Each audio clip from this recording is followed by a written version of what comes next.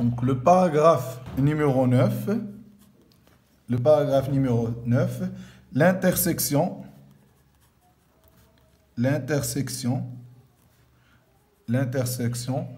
entre une droite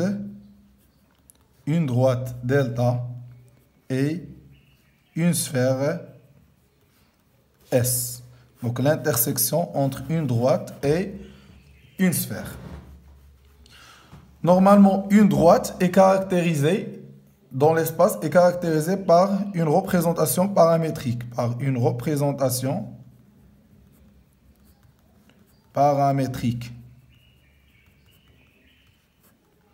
Et la sphère est caractérisée par une équation.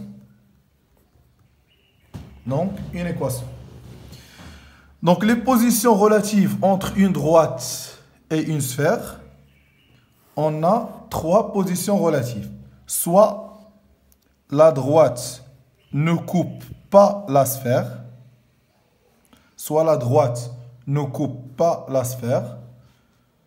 Petit 2, soit la droite coupe la sphère en un point, noté H. Dans ce cas, on dit que la droite delta est tangente à la sphère S. Troisième position relative, la droite delta coupe la sphère en deux points, notés A et B. Donc, on a dans la réalité trois positions relatives.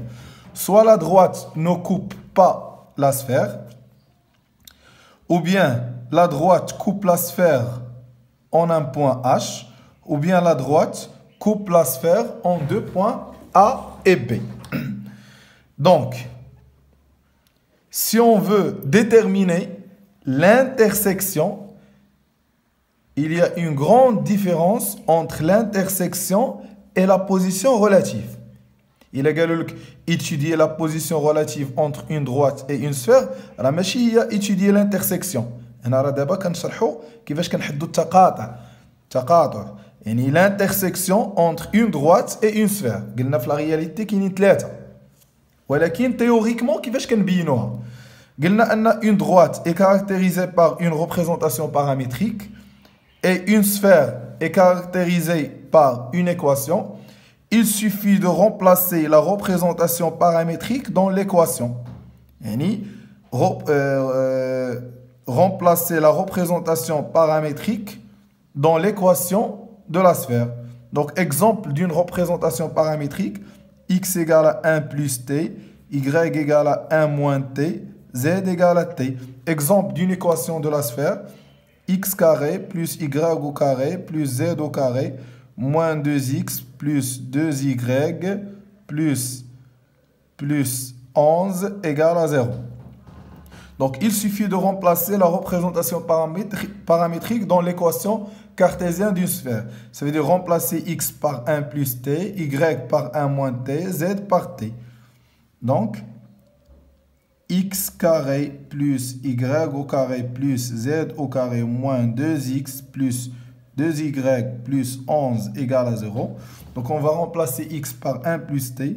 Donc, 1 plus t au carré plus 1 moins t au carré plus t au carré moins 2 facteur de 1 plus t plus 2 facteur de 1 moins t plus 11 égale à 0.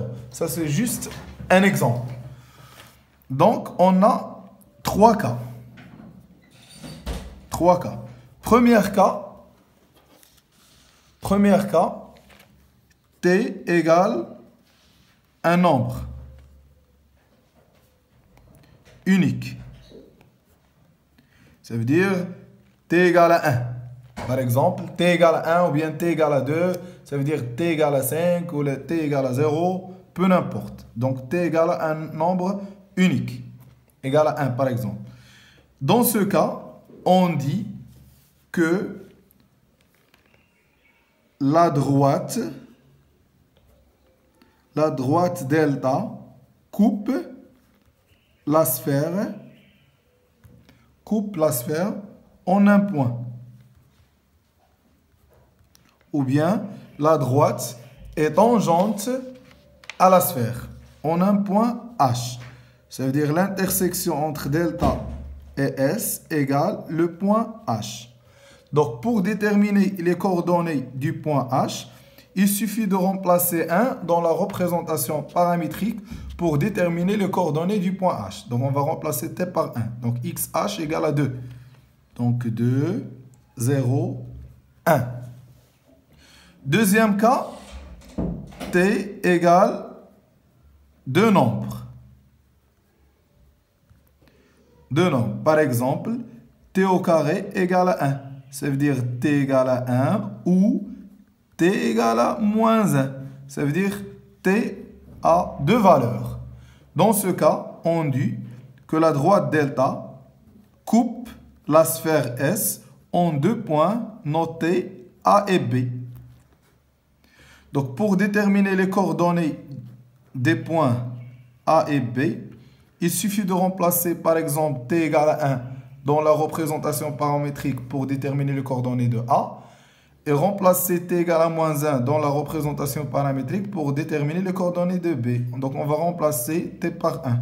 Donc A c'est 2, 0, 1. B par 2, B par moins 1, donc c'est 0, 2 et moins 1. Troisième cas, l'absurde. Qu'est-ce que ça veut dire l'absurde? Par exemple, 0 égale à 3, ou bien t au carré égale à moins 1. Dans ce cas, on dit que l'intersection entre delta et la sphère S, c'est l'ensemble vide. Et voilà la méthode pour étudier, je répète, pour étudier l'intersection. Mais si la position relative, c'est l'intersection.